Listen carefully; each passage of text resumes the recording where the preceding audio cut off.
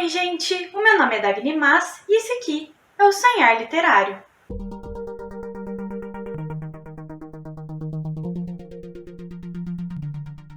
No vídeo de hoje eu vou falar para vocês sobre as minhas leituras de fevereiro. Foram um total de 8 livros e uma HQ, que eu faço essa contagem separada, porque no Scoob eu faço esse cadastro separado. Eu também, na verdade, separo o que é mangá do que é HQ. E aí, esse mês de fevereiro, eu li 2 e-books, ouvi 2 audiobooks, li 4 livros físicos e tem essa HQzinha bobinha aqui no meio que eu vou mostrar elas pra vocês também. Então, o primeiro livro do mês foi O Amor e Outras Coisas, da Christina Lauren, que foi em e-book, tá aqui a capinha. Esse livro ele é um romance contemporâneo e ele foi uma leitura por causa dos apoiadores do Catarse do GF. Nesse romance a gente tem capítulos alternados em que um dos capítulos a gente vê o presente da protagonista, a Macy, e no outro capítulo a gente vê o passado dela. No presente, ela é residente de pediatria num hospital, então ela vive trabalhando, assim, fazendo muitos e muitos plantões. Ela tenta trabalhar muitos plantões para ela conseguir juntar dinheiro para ela pagar as dívidas estudantis dela. Ela também tá noiva, só que o relacionamento dela com esse noivo é um pouco distante, porque como ela vive no trabalho, ela basicamente só encontra ele de madrugada, dá um oizinho, se pegam ali rapidinho, vão dormir, conversam um pouco de manhã e ela já pica a mula para o trabalho. Esse noivo dela, ela também conhece ele há, tipo assim, uns 6 meses. E aí, como foi a primeira pessoa que ela ficou ali depois de um certo ex e se sentiu confortável, ela decide, beleza, bora casar. E aí, tudo isso mudou quando a Nação do Fogo atacou. Ela um dia consegue um pouquinho de uma folga, vai encontrar uma amiga da faculdade num café. E lá ela também vê o ex-namorado dela, o Elliot, que foi o primeiro e grande amor da vida dela. E aí a gente passa a ver também os capítulos do passado, em que vai mostrar como que foi ela lidando com o luto quando a mãe dela morreu, como que era o relacionamento dela com o pai. Uma das coisas é que a mãe dela deixou uma lista de, tipo assim, meio que um manual para criar uma filha pro pai dela. E uma das coisas dessa lista era que quando ela estivesse meio que surtando com a escola, ele deveria dar um jeito de tirar ela da cidade para tirar essa pressão dos ombros da menina. E aí eles têm uma situação financeira confortável, então ele vai lá e ele acaba comprando uma outra casa, que é uma casa de campo, digamos assim, que é onde eles vão para poder passar os fins de semana e ela se distanciar da vida normal dela. Lá, logo no primeiro dia, quando eles vão visitar essa casa, ela já conhece o Elliot, que é o vizinho, e aí ela simpatiza ali com ele e tal, eles são ali, tem seus 13, 14 anos por aí, são adolescentes, comecinho da adolescência ainda, e aí a gente vai acompanhar como o relacionamento dela foi evoluindo com o Elliot, como eles foram se tornando de conhecidos, para logo se tornarem melhores amigos, e eles acabam invariavelmente se apaixonando um pelo outro, durante, assim, essas tardes que eles passam juntos ali lendo. É uma relação muito bonitinha que eles têm. Você vai ficando assim de coração quentinho, pensando, nossa, queria ter um menino desse na minha vida, onde que arranjo um desse? E aí também no presente, o Elliot, ele continua um fofo, porque eles passaram 11 anos separados, sem se falar, e você só vai descobrir por quê no final do livro. E ele, assim que reencontra ela, no dia seguinte, ele já termina com a namorada dele e tá, olha, tô disponível, se você me quiser eu te quero, eu continuo te amando, tô aqui pra você, e é isso aí. E aí ela vai ficar naquele chove não molha, ai, mas eu tô noiva, eu não sei o que fazer. E aí tá, beleza. É um romance bem legalzinho, assim, mas eu acabei dando pra ele 3 estrelas, porque um pouco pelo ritmo do presente, que você fica tipo, ai menina, pelo amor de Deus, sabe? Todo mundo tá vendo que tudo que você quer é subir em cima desse cara de novo, montar nele, e você tá com saudades, tudo que você pensou na vida era como ele fazia falta, e aí agora você vai ficar, ai, mas e se eu perder ele de novo? Se você perdeu ele de novo, pelo menos você teve o cara mais um pouco, sabe? Aproveita, vai, se joga. E a outra coisa que eu não gostei, que foi o principal em relação a esse livro, foi que eu já sabia que essa dupla que usa o pseudônimo de Christina Lauren tem um certo problema em escrever finais. Só que o final desse livro não só é ruim, como o motivo para eles terem se separado é muito problemático e foi retratado de uma forma assim muito irresponsável pelas autoras. Simplesmente os dois pararam de se falar depois dos fatos ocorridos. Eu senti como se elas tivessem construído muito bem o relacionamento deles ali. Quando chegaram no final, ficaram, caraca, esses dois eles são muito próximos. O que a gente pode fazer para conseguir separar eles agora? Porque a gente fez aqui um relacionamento muito bem estruturado. Vamos fazer, aí elas inventam ali um negócio problemático, e aí eles nunca mais falaram sobre o assunto, ela evitou ele por motivos, e é isso. E aí você fica... Pelo menos uma terapia, sabe? Aí depois, com parte da maratona literária de membros que o GF fez, eu terminei de ler A Cachorra, da Pilar Quintana. Eu tinha começado o livro e tava tipo assim, 50 páginas. Ele é bem curtinho, peguei um dia e falei, não, vou terminar ele antes de fazer os desafios. E aí esse livro eu acabei dando 2,5 estrelas. Vocês, eu espero que tenham visto quando eu abri a caixinha dele num vídeo de unboxing que eu fiz aqui no canal, que eu falei que eu comprei esse livro sem saber exatamente sobre o que ele era, simplesmente pelo título, A Cachorra. Eu falei, eu tenho uma cachorrinha, a cachorra, nice. O que eu esperava? E a protagonista vai ter alguns problemas ali, familiares, sentimentais, e aí ela vai ter uma cachorrinha, e ela vai se apegar muito a essa cachorra, e a cachorra vai, preencher os buraquinhos do coração dela e vai ser bonitinho, quentinho, etc. Não, é só desgraça. Sim, a protagonista tem muitos problemas familiares. Aqui a nossa protagonista se chama Damares. Esse livro se passa na costa da Colômbia, então é uma localidade rural no sentido de não urbano. É um local assim bem isolado, basicamente um vilarejo, e ela ainda mora fora do vilarejo. Quer dizer, e aí aqui o livro ele se passa mais ou menos na atualidade, mas ele também tem alguns flashbacks, também funciona nessa dinâmica de capítulos intercalados. Alguns capítulos são tipo anos 50, anos 60, anos 80, eles meio que vão e voltam um pouquinho fora de ordem, para você entender de onde vem essa solidão da protagonista. Ela mora só ela e o marido, o Rogério, em um casebre em cima de meio que um morro feito de pedras, assim, um pouquinho longe da costa, um pouquinho longe ali do vilarejo. E essa protagonista, ela não teve um convívio muito forte com a mãe, e a mãe dela também morreu muito cedo, e ela foi uma filha ilegítima, então ela nem chegou a conhecer o pai.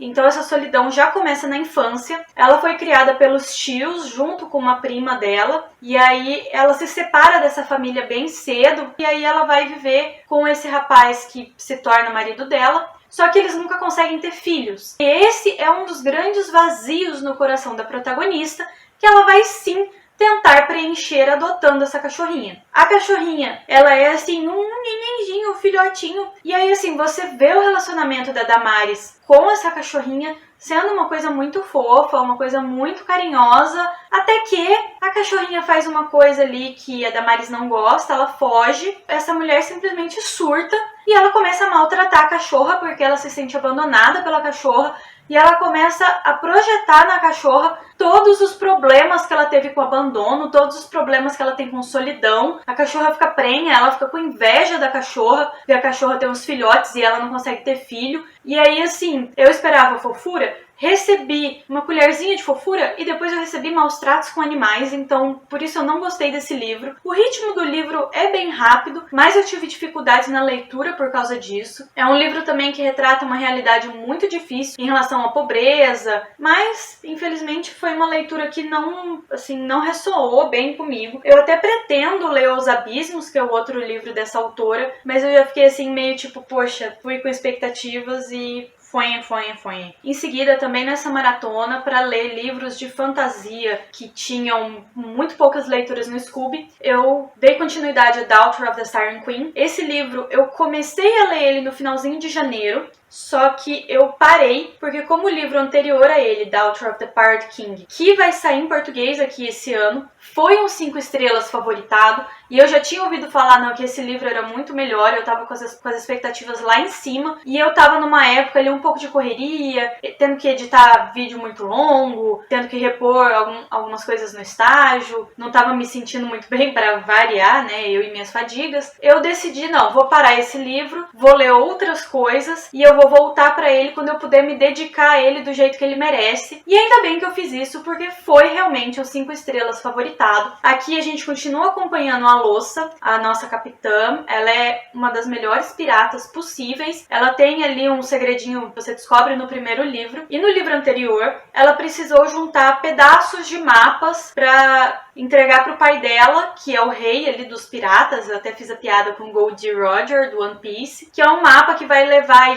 Isla de Canta, que é a ilha onde ficam as sereias, e elas têm ali um tesouro imenso. Esses mapas estavam divididos entre 3 principais famílias de piratas. No livro anterior, ela foi atrás de um desses pedaços. Nesse livro, ela já sabe mais ou menos ali onde que tá o outro pedaço. Ela já consegue isso logo no começo do livro. O livro não é focado exatamente nisso. O livro é focado muito mais na jornada dela para essa ilha. E aqui, uma das melhores coisas em relação ao outro livro é que ela finalmente está em casa. Ela está no navio dela, com a tripulação dela, e você pode ver como é o relacionamento dela com essas outras mulheres piratas que são, assim, todas fantásticas. E o boyzinho que estava ali com ela no outro livro acaba juntando também aqui na tripulação junto com ela. E aí eles vão continuar ali naquele... Já não é bem o Enemies to Lovers, porque ela já é capitã dele, mas eles continuam trocando suas farpas. E aqui a jornada dela é muito também interior, porque a Alossa, ela sempre queria era agradar o pai dela. E aí ela descobre algumas coisas em relação ao pai dela que machucam muito e ela decide se rebelar. Então ela precisa questionar a si mesma em muitas coisas. Ela vai questionar um pouco sobre a mãe dela,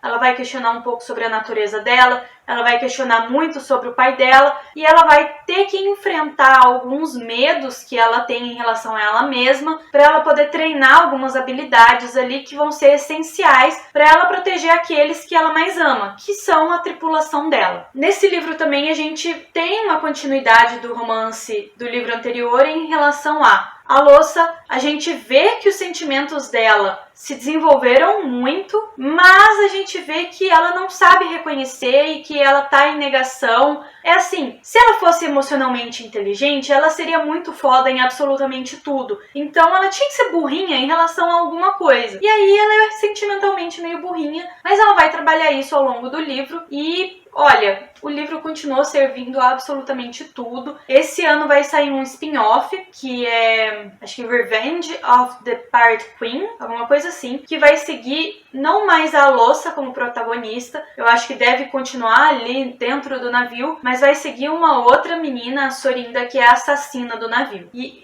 eu esqueci de falar... Esse livro é escrito pela Tricia Levenseller, que já tem alguns outros livros publicados aqui no Brasil também, e muitos outros livros dela publicados na gringa, que eu tô, assim, super afim de pedir, e logo logo devem começar a aparecer em unboxings por aqui. Depois, também na maratona, eu li Book of Night, da Holly Black, que muita gente não gostou, e eu digo, olha, sinto muito pra vocês, mas eu amei. Pra mim foi 5 estrelas, foi um favoritado, não esperava nada mais, nada menos da Holly Black. Ele é um livro muito denso, e por isso eu acho que algumas pessoas tiveram alguma dificuldade de se conectar com alguns dos personagens, e também talvez até pra entender um pouco da trama. Aqui a gente acompanha a Charlie Hall. Ela é uma ladra e uma vigarista. A especialidade dela é em roubar livros. Só que ela rouba livros de, vamos dizer assim, magos das sombras para outros magos das sombras. Eu li aqui no original em inglês, que foi uma leitura bem difícil, tá? O inglês é bem complicadinho, porque eu já falei isso em outros vídeos. A Holly Black, ela usa não exatamente um duplo sentido nas palavras, mas ela usa algumas palavras com um sentido que não é o mais usual da língua inglesa, e aí pra gente que não é nativo nessa língua, dá uma certa dificuldade. Um dos exemplos é que ela diz aqui sobre quickening the shadow, que seria uma tradução mais ao pé da letra, você acelerar a sua sombra, mas o sentido que ela usa seria para você acordar a sua sombra. E é esse o tipo de magia que ela usa aqui nesse livro. É uma magia de sombras em que os glow mists, em inglês. Em português eu vi a tradução na internet, ficou sombristas. Eu achei também uma tradução assim meio tipo, ficou um pouco literal, mas ficou meio feio, assim, ficou com uma carinha meio assim, sei lá, estranho. Não ficou com uma boa sonoridade a tradução, mas eu também não sou tradutora, não sei o que poderia colocar no lugar. Esses sombristas, eles passam ali por algum tipo de experiência que é explicada aqui no livro, e esse tipo de experiência faz com que eles consigam controlar as próprias sombras. E eles controlam em diferentes tipos, assim, como se fossem diferentes escolas de magia. Você pode se aperfeiçoar no tipo de controle de sombra que você quiser. E os livros sobre magia das sombras são muito raros. E é por isso que esses livros são tão vendidos assim nesse mercado paralelo. E é por isso que a Charlie acaba roubando esse tipo de livro, porque também é uma coisa muito rentável, mas também é uma coisa muito perigosa, porque você tá ali roubando os bruxão. É a pedido do outro bruxão? Mas é você que tá colocando o seu ali na reta, né? E aí, assim, a Charlie, ela era considerada uma das melhores ladras ali da cidade, só que ela decide, não, eu tô abusando muito da sorte, eu tomo decisões muito ruins, se eu vejo um problema, eu já entro de cabeça nele, melhor eu parar um pouco. Ela tem a irmã dela, por quem ela se preocupa e que ela quer que vá estudar e ter uma faculdade. Ela começa a se preocupar que ela não tá só se colocando em risco, mas também colocando a irmã dela em risco. E aí ela decide, não, vou parar. E o disfarce que ela usava, assim, na vida do dia a dia dela era como barista, né, em boates e bares de madrugada. E ela decide só continuar com esse tipo de trabalho. Só que onde ela trabalha, também tem ali meio que um bar de sombras ali, que as pessoas podem ir para ter algumas alterações nas sombras, que deixa a pessoa ou com uma sombra maneira, ou que dá algum barato, algumas coisas assim de mais acesso ao público. E aí, por causa disso, ela não se distancia tanto assim dessa vida. Ela acaba ouvindo algumas coisas que ela não deveria. Um dia, voltando para casa, ela acaba testemunhando uma coisa que ela também não deveria. Ela não vê o assassinato do cara, mas ela vê um cara que tinha ido ali no bar, ela serviu aquele cara e logo em seguida ela encontra o cara morto. E esse tipo de coisa vai atiçando a curiosidade dela e ela não tá há tanto tempo parada assim, sabe? Ela tá faz 1 ano, 6 meses ali que ela parou e é como um vício pra ela e ela acaba voltando pra essa vida. E aí o livro, ele também tem esse negócio de capítulos alternados, mas não é absolutamente todos. De vez em quando você tem uma interrupção para capítulos chamado Passado, em que você vai ver como a Charlie foi aprendendo a se tornar essa ladra e essa vigarista. Você vê que ela teve um tutor, ela tinha alguns problemas de família. Com o passar do tempo, a gente começa a ver também o passado de outros personagens. É um livro que eu até precisei marcar, eu não tenho tanto esse costume. Eu costumo marcar só livros de não ficção, que são livros que eu devo estudar depois para alguma coisa. Mas é um livro tão denso que eu acabei marcando porque acontece alguma coisa e você pensa, isso aqui vai ser importante lá na frente. Só que esse fato ele só vai ser retomado muito tempo depois. Vai acontecendo ali muitas coisas emaranhadas, algumas que se resolvem rápido, outras que vão se resolver só lá na frente, coisas que você acha que nem vai se resolver. Então, para não me perder, eu precisei fazer isso. E aí, por causa disso, eu até entendo também algumas críticas que parece que algumas coisas ali não vão a lugar nenhum. Mas é porque você vai só acumulando muitos problemas, ao invés de ser aquele tipo de livro mais direto, em que você tem um problema, resolveu. Tem um problema, resolveu. Esse é um livro bem mais, como eu já falei, complexo. Ele é uma fantasia adulta. Então, esses problemas eles vão se entremeando. Às vezes, um problema acaba virando 2 problemas, que acaba virando 3 problemas, que acaba envolvendo uma outra pessoa que não tinha nada a ver com a história, e aí o problema vai ficando muito pior. Então, as coisas vão escalonando muito rápido aqui no livro, ao mesmo tempo em que você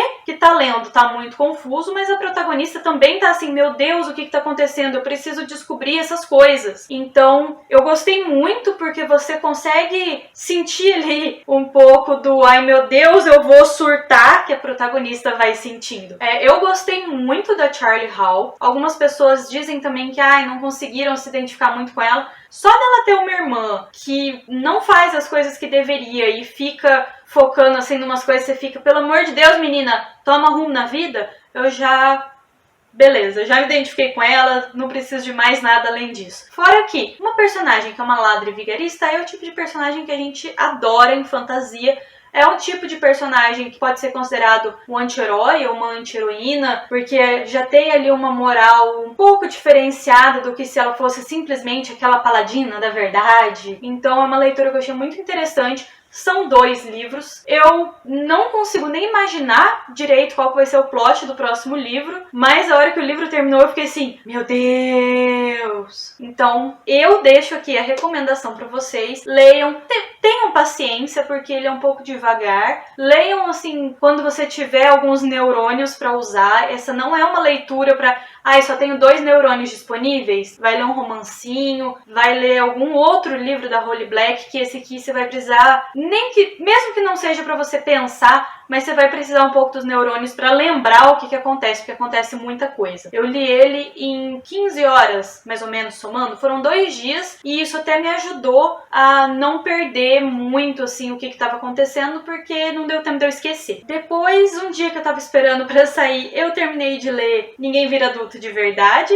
da Sarah Anderson. Eu dei 5 estrelinhas, porque é uma HQ muito fofa. É daqueles tirinhas que ela posta no Instagram dela, mas eu quis apoiar a autora, eu quis comprar e ter ele traduzido, e é muito bonitinho. É, assim, aquelas situações cotidianas, assim, de millennials, que, meu Deus, eu não sei como lidar com uma vida adulta, eu sou só um neném, porque isso está acontecendo comigo? É esse tipo de situação que ela retrata aqui, eu recomendo. Ela tem mais, acho que uns outros 2 livros, depois eu devo acabar comprando. É a mesma autora também de Mordida, que também segue esse estilo só de quadrinhos um pouco mais soltos. Aí eu ouvi também, enquanto eu trabalhava, The War of the Worlds, do H.G. Wells. Esse livro, eu não soube muito bem como classificar ele, em questão de estrelas. Eu acho que ele fica ali entre um 4 e 4,5. Eu gostei muito, mas eu tive uma certa dificuldade com o livro, porque esse audiobook eu ouvi pelo LibriVox, que é uma plataforma da Biblioteca Britânica, em que as pessoas se voluntariam para ler e gravar os capítulos dos livros. Então, assim, não era uma única pessoa que fazia a narração do livro inteiro. Eram várias pessoas, às vezes voltava para a pessoa que leu algum outro capítulo, tal. Mas então eu tive uma certa dificuldade, porque ele já é um livro do século XIX. Ele foi escrito em 1898. E aí você tá ouvindo um livro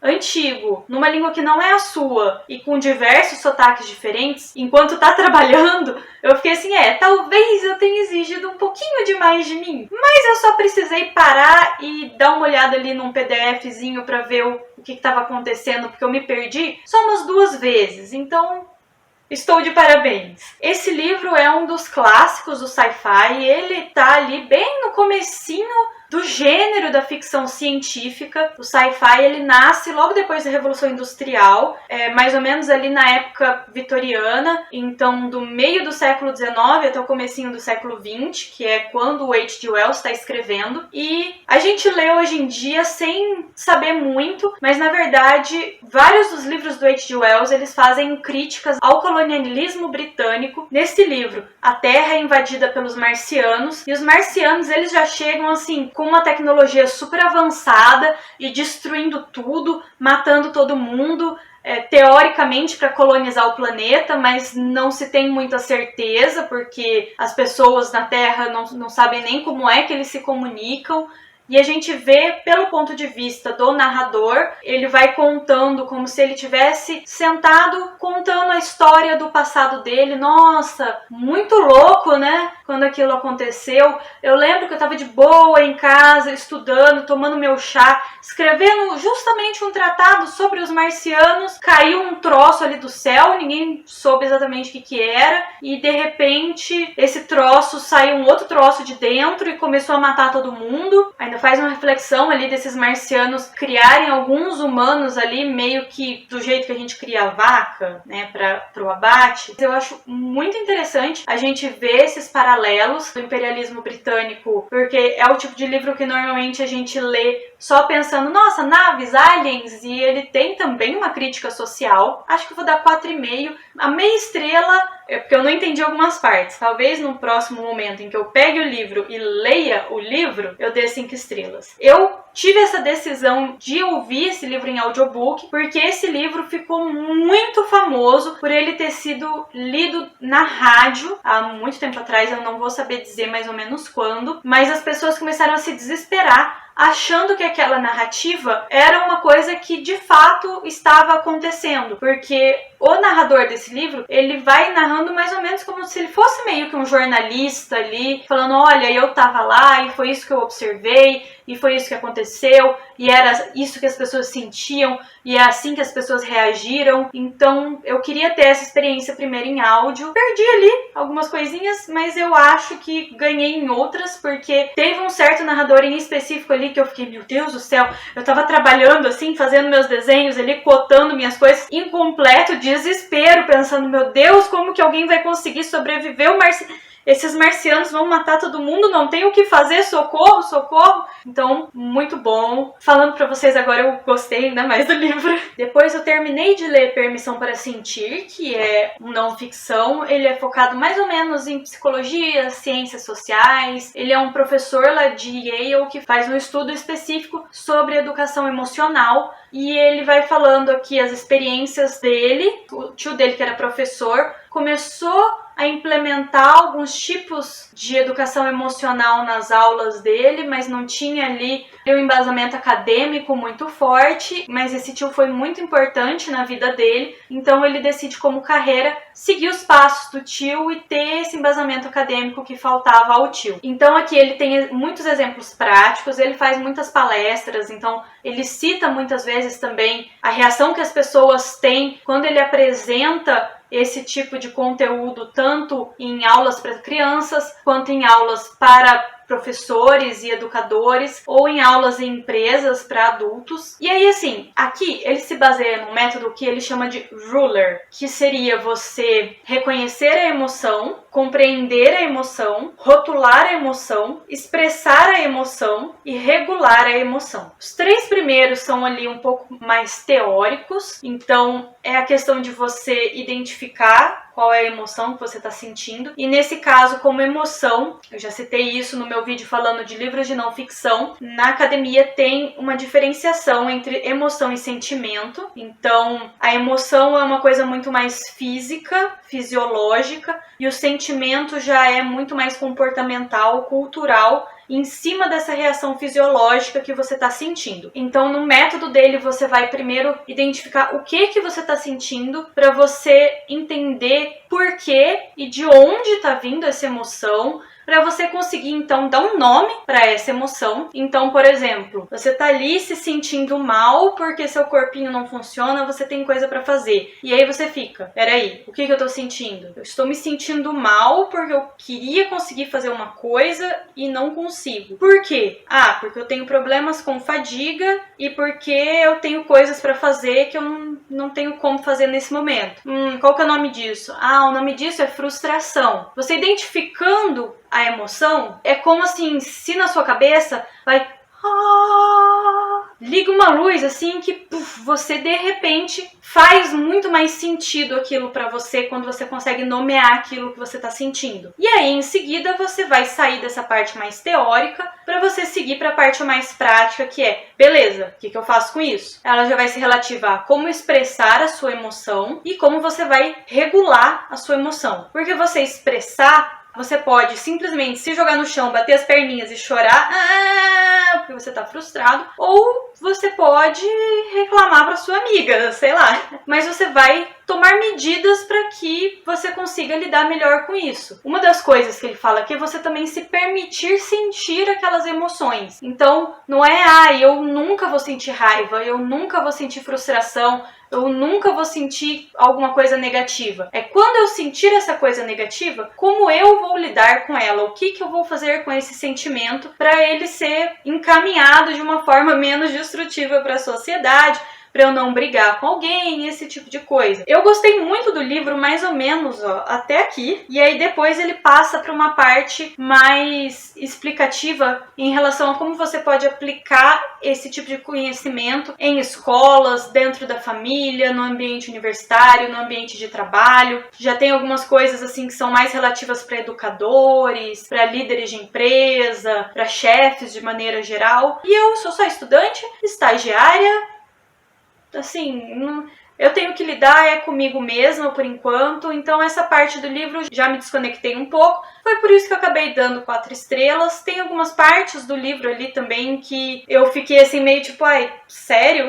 Assim, acho que eu vou precisar aplicar muita coisa na prática para ter certeza ali que o negócio funciona. Depois eu ouvi O Despertar Inspirado, do professor Clóvis de Barros Filho, com participação da monja Coen Roshi. Esse audiobook eu ouvi pelo Esquilo. E aí, assim, eu dei 4 estrelas e meia para esse livro, porque ele, na verdade, é a transcrição de 15 dias de um programa que o professor Clóvis de Barros Filho estava fazendo durante a pandemia. Ele fez durante 40 dias, e aí para o livro foram transcritos só 15. Eu senti falta do resto. E também, por ser um audiobook, não foi feito com o próprio professor e a própria monja. O livro foi escrito e se eu fosse ler, eu conseguiria ouvir a voz dos dois na minha cabeça, porque eu já sou muito acostumada, principalmente com os conteúdos do professor Clóvis de Barros Filho, que ele tem um podcast no Spotify chamado Inédita Pamonha, que toda quinta-feira ele fala de 10 a 20 minutos sobre filosofia. Ele fala muito sobre mitos também, ele fala sobre diversos tipos de filosofia, e eu também assisto muitas aulas dele, muitas palestras, muitas coisas, então eu já tô acostumada com a voz dele, com o jeito dele falar, do jeito dele contar as histórias. E aí, tendo alguém narrando o livro pra mim, eu me desconectei um pouco e eu até me perdi um pouco, que de vez em quando eu não conseguia saber se era ele que tava falando, se era a monja. Eu conseguia me guiar ali mais ou menos só pelo conteúdo do que era falado, ou pela forma, assim, isso tem cara de que foi ele, mas eu tinha que às vezes voltar para reouvir, para entender quem que estava falando o quê. Nesse programa ele tentou assim trazer um pouco de conhecimento filosófico para as pessoas durante a pandemia, de uma forma que você comece o dia refletindo como que você consegue se encaixar melhor no mundo, como que você pode lidar melhor com os seus problemas. Um dos conteúdos que ele fala que eu mais gosto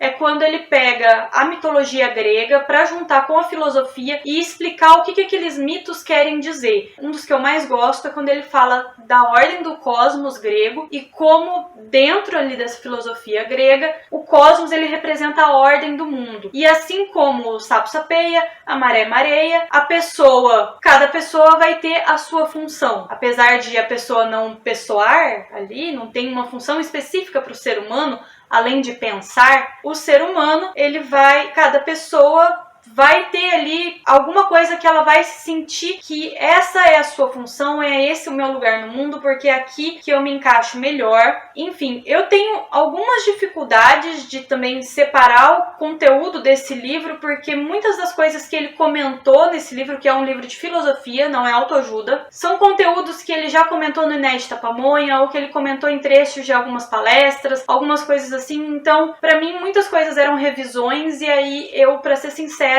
não consigo situar muita coisa ali dentro do livro, onde que estava cada coisa, porque para mim já foi se tornando meio que um conhecimento geral transmitido por esse professor. E, por último, eu li Estupidamente Apaixonados, da Lyssa Kay Adams, que eu dei 2 estrelas e meia. Esse é o terceiro livro da série do Clube do Livro dos Homens. Nesse livro a gente vai acompanhar a Alexis e o Noah. A Alexis, ela aparece um pouquinho no primeiro livro, ela tem uma boa importância já no segundo livro e vai ser a protagonista do terceiro. O Noah, ele aparece só no segundo livro, é quando o Mac apresenta ele ali pro resto dos amigos, e ele tem uma grande importância no segundo livro. E aí ele e a Alexis se conhecem no final do segundo livro, e esse terceiro livro vai se passar mais ou menos um ano depois, eles já tendo ali construído uma amizade muito sólida entre eles, que junto com essa amizade vem também ali um outro sentimento, assim, um certo desejo, ao mesmo tempo que muito carinho também, muita vontade de cuidar. ajudar, um valoriza muito o outro, e essa é uma questão muito importante, porque Alexis, pelo amor de Deus, se valoriza a mulher. Eu vou chegar nessa parte. Então, assim, eles têm aquela amizade de que eles já acordam mandando mensagem pro outro, vão dormir mandando mensagem um pro outro, estão sempre juntos, vendo filminho, fazendo coisa juntos, o tempo todo conversando. O negócio ali do relacionamento dos dois vai ser um friends to lovers, são amigos para amantes. E como eles já se dão muito bem, tava meio difícil ali de ter um conflito, a autora teve que jogar uma outra coisa. O tema desse livro é sobre lidar com luto, porque tanto Noah quanto Alexis perderam alguém, não nesse livro. Alexis perdeu a mãe no passado recente, enquanto Noah perdeu o pai quando ele era criança, e aí os dois conversam muito sobre esse luto, como eles lidam com isso, sobre os sentimentos e tal, e também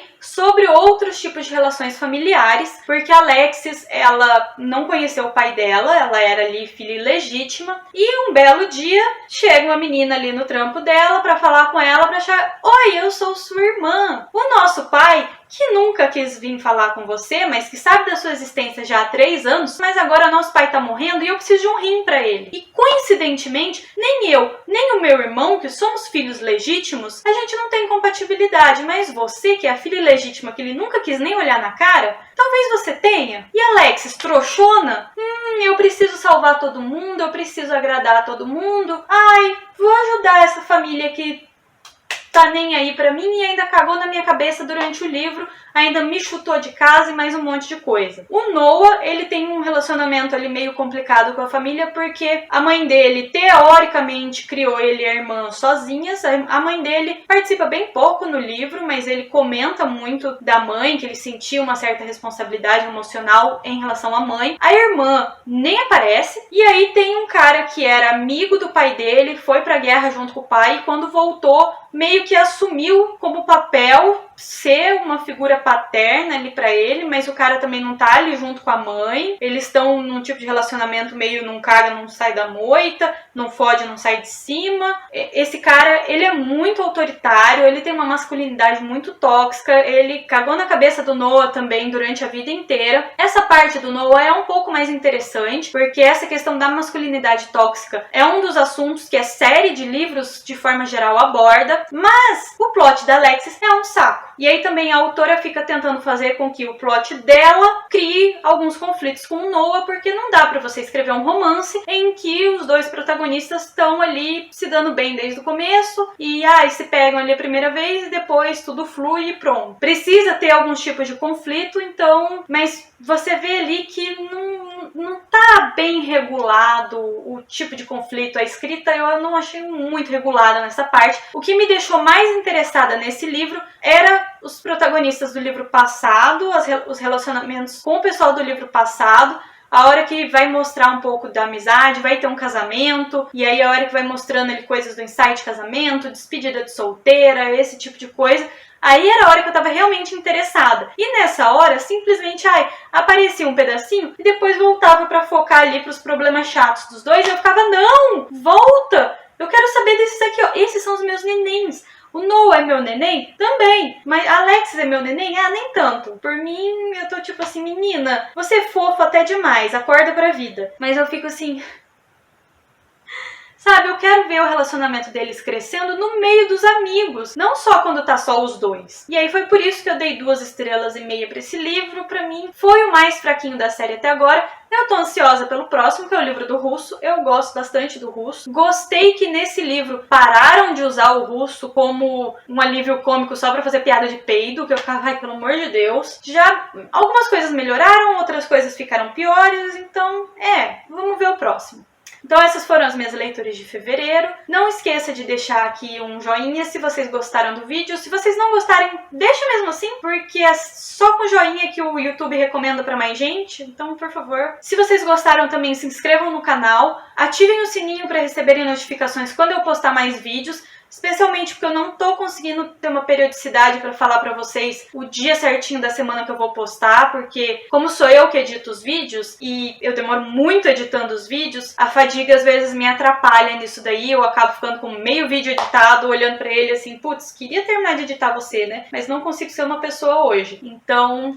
É isso, não se esqueçam também que eu tenho um linkzinho da Amazon aqui na descrição. Se vocês comprarem usando o meu link, eu ganho uma certa porcentagem de comissão e vocês não pagam nada mais por isso. Isso me ajuda a manter o canal e, se bastante gente usar, me ajuda para eu no futuro poder pagar um editor, para eu poder postar mais vídeos e tirar esse peso dos meus ombros. Obrigada pela atenção e até o próximo vídeo. Tchau, tchau!